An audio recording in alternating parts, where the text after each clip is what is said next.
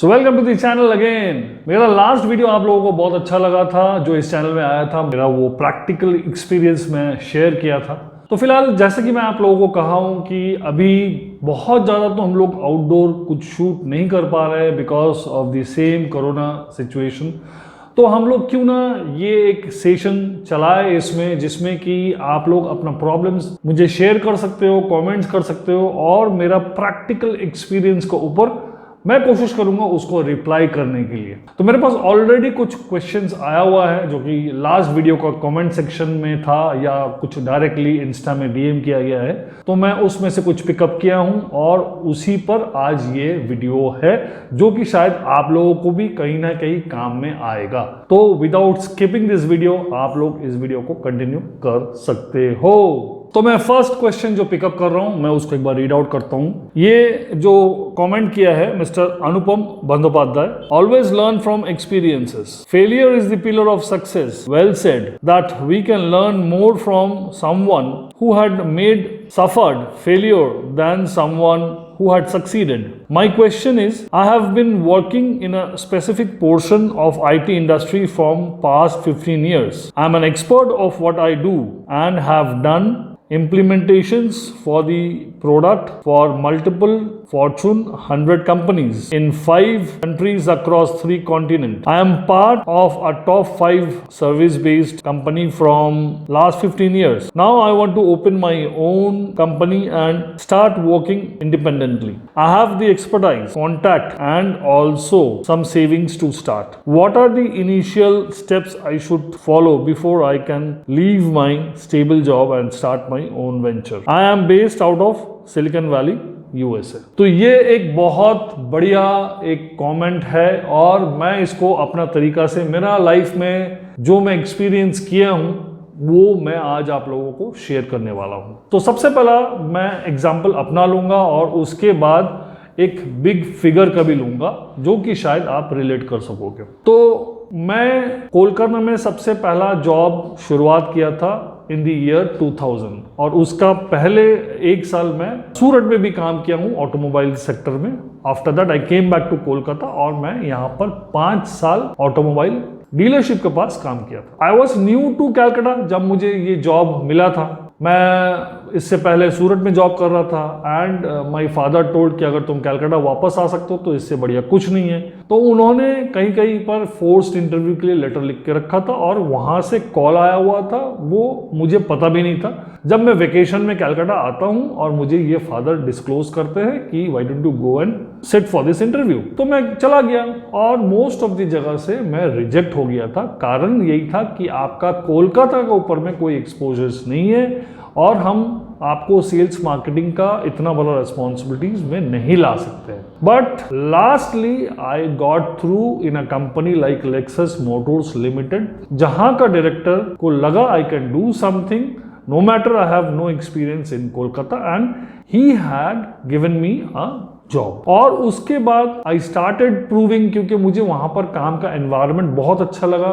काम का एनवायरनमेंट मुझे सूदिंग लगा और मैं सीखते सीखते अपना जो बेस्ट होता है मैं वो चीज को डिलीवर करता गया and with in 2.5 years I became a super salesman of that organization। तो वहां पर काम ऐसा था कि खुद का ऑर्गेनाइजेशन है, इस टाइप का हम लोग काम करते थे। Let it be Sunday Monday कोई प्रॉब्लम नहीं है, अपने हिसाब से काम करते थे और टारगेट से ज्यादा हमेशा हम लोग फिगर्स को लाते। तो इस तरह चलता रहा और अर्निंग्स जो है आहिस्ता आहिस्ता बढ़ता रहा और ऐसा लग रहा था कि लाइफ सेट है, अर्निंग्स आ रहा है, दोनों तरफ से अर्निंग आ रहा है, इंसेंटिव आ रहा है, सैलरी आ रहा है, बैंक से अलग तरफ से इंसेंटिव आ रहा है क्योंकि जब आप एक कार लोन करते हो बैंक की तरफ से अलग इंसेंटिव रहता है, ऑफिस की तरफ से अलग इंसेंटिव, सैलरी है।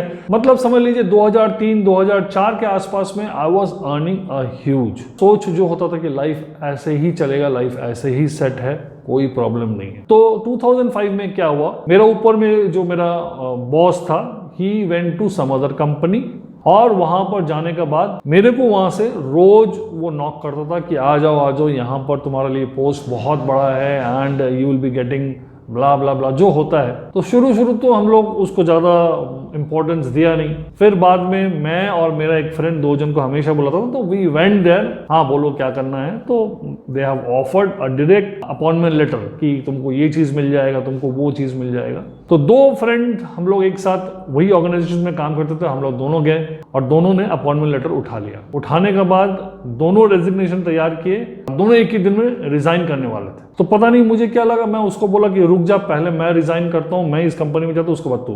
तो वो बंदा रुक गया वहां पर and I resign and I went to this new company. मेरा रेजिग्नेशन पुराना कंपनी में एक्सेप्ट नहीं हुआ क्योंकि डायरेक्टर जो है आज तक मुझे वो चीज़ एक्सेप्ट नहीं किया है। तो मैं उनका बात को इग्नोर किया एंड मैं वहां पर छोड़ के ये न्यू कंपनी में मैं ज्वाइन कर लिया। तो यहाँ पर ऑब्वियसली मेरा रेजिग्नेशन हाई था या what ever it is, payment वगैरह सब कुछ सही था। बिलीव मी, मैं 1 साल वहां पर काम किया, आई फेल्ट कि मैं यहाँ और काम नहीं कर सकता हूँ क्योंकि मेरा पास कोई लिबर्टी नहीं था काम करने का। कुछ भी करो तो I have to take permission from the director. I had to quit the job after working for 1 year. तो मेरा जॉब का करियर वहीं खत्म होता है। उसके बाद तो मैं बिजनेस में आ गया था। That was a different ball game.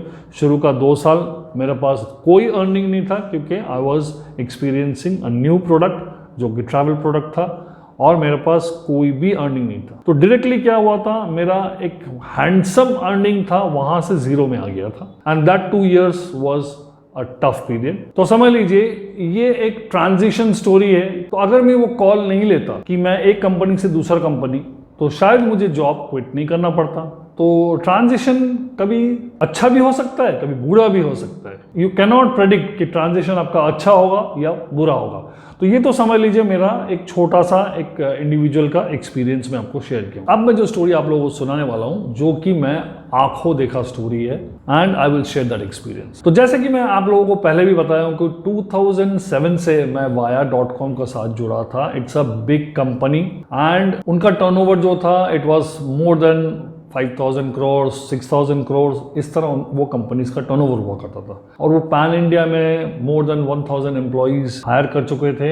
As it was a new company और वो लोग भी उस टाइम ग्रो कर रहे थे, तो मुझे मौका मिला इस कंपनी के साथ जुड़ने के लिए और मैं इस कंपनी से जुड़ गया था और डायरेक्टली सीईओ के साथ उठना बैठना भी था और उनसे मुलाकात भी हम लोग कभी कभी कर लेते थे। तो मैं उनका बैकग्राउंड बता रहा हूँ कि he was there in to United States, 20 साल वहां पर नौकरी किए। उसके बाद उनको लगा कि this is the right time he should come back to India, क्योंकि इंडिया में उस टाइम टेक्नोलॉजी उतना इवॉल्व नहीं हुआ था और टेक्नोलॉजी बेस्ड वो कुछ काम बड़ा सा फिगर में करना चाहते थे and he got all level of success. उनका पीछे में ह्यूज फंडिंग था, करोड़ों डॉलर्स का फंडिंग बाहर का बैंक से वो लाए थे और उनको हर तरफ से सक्सेस मिला था। लेटर ऑन कुछ साल चलने के बाद Vaya.com was sold to some other company। आज उस कंपनी का मालिक कोई और है, कंपनी का नाम ही बदल गया।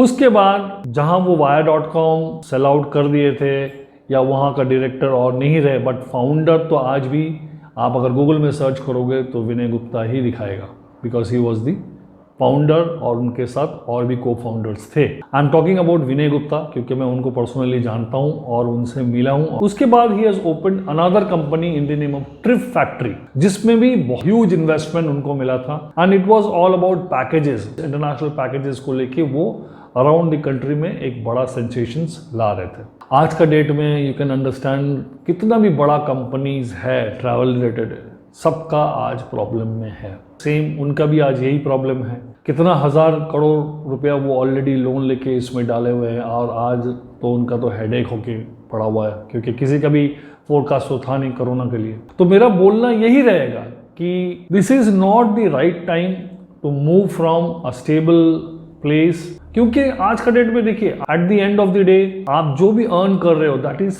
Secure and that is stable. आपको लग रहा है कि आप 15 साल काम कर चुके हो and you can do more better on your own. अगर अच्छा हुआ तो बहुत अच्छा हो सकता है, अगर अच्छा नहीं हुआ तो आपका जो सेविंग्स है धीरे धीरे वो खत्म हो जाएगा। जो मेरा एक्सपीरियंस है, आपको हो सकता है कि खराब लगे सुनने में, but this is a practical experience. मेरा पर्सनल राय यही होगा, this is not at all a good time for transition. आप जहां पर स्टेबल हो वहां स्टेबल रहो। हो सकता है कि अगर आप दूसरा जगह में अपना कुछ काम करो तो वो आपको हो सकता है कि बहुत ऊपर लेके जाए, मगर देयर इज अ चांस अगर सही से नहीं चला तो आपका सारा सेविंग्स खत्म हो जाएगा और आप पीछे भी नहीं आ सकोगे, क्योंकि आपका जो पोजीशन है वो चीज़ कोई ना कोई टेक ओवर कर लेगा। दूसरा चीज़ मैं ये चीज़ बोलना चाहता हूँ कि आप कौन सा टाइम में आप ये रिस्क ले सकते हो, जब आपका जो सेविंग्स है उसका जो इंटरेस्ट आपको मिलता है ना, मतलब आपका समझ लीजिए आपका पास अगर यू हैव 1 करोड़ और एट द एंड आप महीना में आपको 1 लाख रुपया उसका इंटरेस्ट मिल जाता है और 1 लाख रुपया से आपका सारा एक्सपेंडिचर फुलफिल होता है, आपको आपका प्रिंसिपल अमाउंट को टच करने का दरकार नहीं है, तो you can take a risk, क्योंकि आप जितना भी आपका काम करोगे with that interest amount, not with the principal amount. मान लीजिए आपका काम अच्छा चला नहीं तो 1 महीना का लॉस होगा, 6 महीने का लॉस होगा, क्या लॉस होगा? इंटरेस्ट अमाउंट ही तो लॉस होगा, but your hard earn money is still with you. मतलब जहां आपका हार्ड अर्न मनी यूटिलाइज करना शुरू कर दोगे वहीं से उल्टा गिनती शुरू होता है। तो अगर आपके पास उतना सेविंग्स है कि उसका इंटरेस्ट से आप अपना नेक्स्ट ऑफ द लाइफ चला सकते हो, जो भी आप बिजनेस करोगे वो चला नहीं चला irrespective of anything, then you can go ahead. अगर नहीं है then wait for that time कि आपका जो मेन पूंजी है वो कहीं पर फिक्स्ड हो जाए, वहाँ से जो सिक्योर इंटरेस्ट आए उससे आपका नेक्स्ट लाइफ चल जाएगा। With that amount you can take any sorts of risk, no problem, क्योंकि आपका प्रिंसिपल अमाउंट बचा हुआ है। तो ये चीज़ जब हो जाए आप बेशक रिस्क ले लो, अगर नहीं है तो वेट फॉर थोड़ा दिन और वेट कर लो। तो let us come to the next comment. ये इंस्टा में सिद्धार्थ मजुमदार ने मुझे डीएम किया था, तो मैं रीड आउट करता हूँ। दादा, I am also facing a similar problem due to corona issues. I have a ball pen manufacturing business. It was a success, but after lockdown everything is finished. I too have a huge loan. I am very depressed about the situation. Thought of sharing the scenario with you. Only you can understand it. Very true. I have invested 3 to 4 years of my life into this business. I got married in 2019 and who thought this would happen? I'm going through a very bad phase. In May, I got COVID, had to hospitalized, was critical. I'm sorry for telling everything negative. It's okay, dear. तो इसका answer भी मैं आप लोगों को भी देने वाला हूँ। तो मैं सिद्धार्थ का डीएम का रिप्लाई दिया था कि सिद्धार्थ तुम अपना नंबर दे दो, एंड सिद्धार्थ अपना कॉन्टैक्ट नंबर दिया था and I had a talk with him. और मैं वही चीज़ समझाया कि सेम सिनारियो जो होता है कि अगर बैंक का डिफ़ॉल्ट करते हो तो बैंक का प्रॉब्लम, या आप जहाँ पर फैक्ट्री लगाते हो वहाँ का स्टैब्लिशमेंट चलाने का कॉस्ट आपका पास नहीं है, तो ये सिनारियो आज बहुत लोगों का साथ चल रहा है। तो मैं बोला हूँ दिस टाइम विल पास। ये टाइम आपको बहुत कुछ सिखाता है कि व्हाट इज़ लाइफ। तो एक इंसान को जो एक्सपीरियंस देता है हाईज एंड लो, यही टाइम है आप लोगों को एक्सपीरियंस करना पड़ता है। तो सिद्धार्थ मुझे बताया कि दादा जैसे ही मार्केट थोड़ा ओपन हो जाता है, जो उसका कंपनी का साथ टाई अप है, they will work with him, इतना उसका अश्योरेंस है आज भी। तो मैं बोला हूँ कि वेट करो and go and speak with the bank, क्योंकि बैंक का नोटिस अभी तक आया नहीं है। और लैंडलॉर्ड को जाके तुम फोल्डेड हैंड पहले ही रिक्वेस्ट करो कि आपका जो रेंट वगैरह है मैं दे नहीं पा रहा हूँ, but my intentions are genuine, मैं आपको सारा चीज़ क्लियर करूँगा, give me some breathing time. तो सिद्धार्थ बोला आई विल वर्क अकॉर्डिंगली। तो it's time to take the third comment, जो कि प्रतिमा मित्र, एक्चुअली ये प्रतिमा मित्र नहीं है, वो नीचे लिखा हुआ है देबाशीष सिम्बा।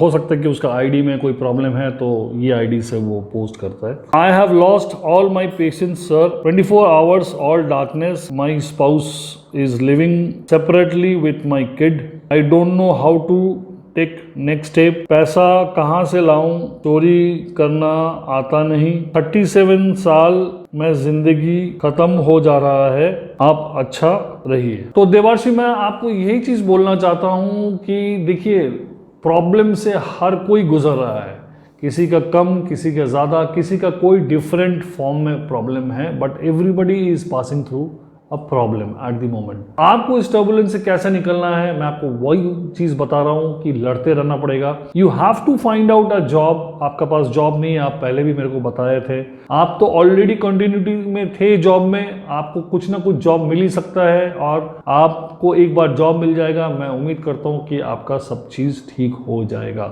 ये एक टेम्पोररी फेज है, मिसअंडरस्टैंडिंग होता है लाइफ में, उस चीज को जो आदमी आगे बढ़ के उस चीज को खत्म करता है वही विनर होता है। आप ये मत सोचिए कि वो लोग आएगा या आपका वाइफ आएगा या उनका पेरेंट्स लोग आके आपसे कुछ बात करेगा। आप अपना जॉब ढूंढते रहो, भगवान आपको जरूर जॉब दिलाएगा और उस दिन जो दिन आपको जॉब मिल जाएगा आप अपना फैमिली से जाके बात करो कि आप लोग सब वापस आ जाओ, सब साथ रहते हैं। तो दिस वाज माय सजेशंस। और आप लोगों को मेरा जो कमेंट का रिप्लाई है कैसा लगा आप दोबारा कमेंट करके बता सकते हो। और आप लोगों का जो भी कुछ प्रॉब्लम्स है, अगर आपको लगता है कि मेरे पास सोल्यूशन हो सकता है, तो आप लोग अपना कमेंट छोड़ सकते हो, मैं कोशिश करूंगा रिप्लाई करने के लिए नेक्स्ट वीडियो में।